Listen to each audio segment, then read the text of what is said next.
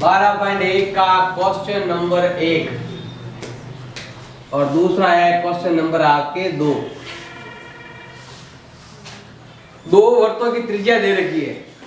एक त्रिज्या को मान लो R1, वो तो है 19 और R2 दे रखा है आपके 9।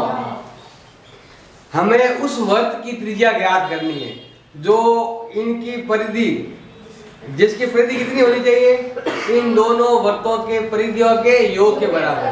हमें एक ऐसा वृत्त की परिधि ज्ञात करनी है जो इन दोनों वृत्त की परिधियों के योग के बराबर हो।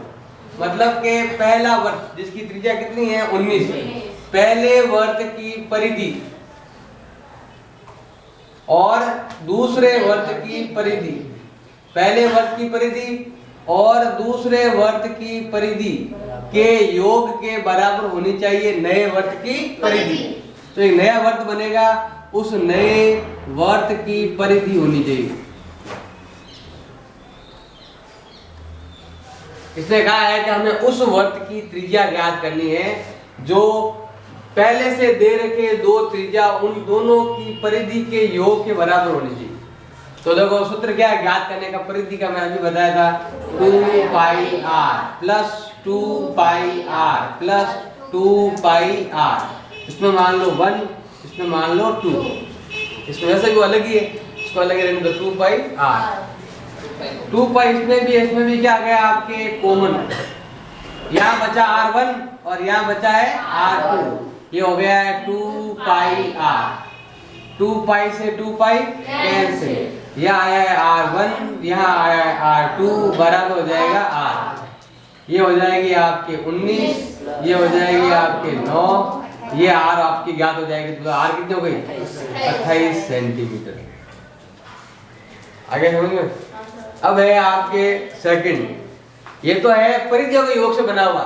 सेकंड में क्या है, क्षेत्रफल के योग से।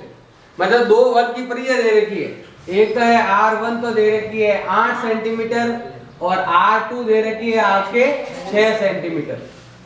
उस वृत्त की त्रिज्या ज्ञात करनी है जिनका क्षेत्रफल इन दोनों वृत्तों के क्षेत्रफलों के योग के बराबर हो।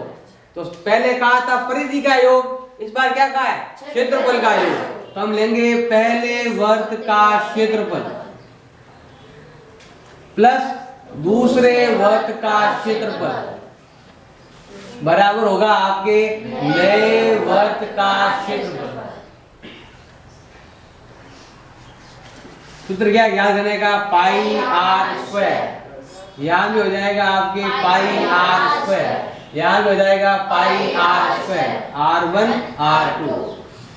इसमें तो क्या कॉमन आ रहा है, पाई कॉमन आ रहा है। तो पाई को हमने क्या ले लिया कॉमन, R1 का स्क्वायर प्लस R2 का square plus pi r square, pi से पाई कैंसिल, ये हो गया है R1 का स्क्वायर प्लस R2 का स्क्वायर बराबर R स्क्वायर।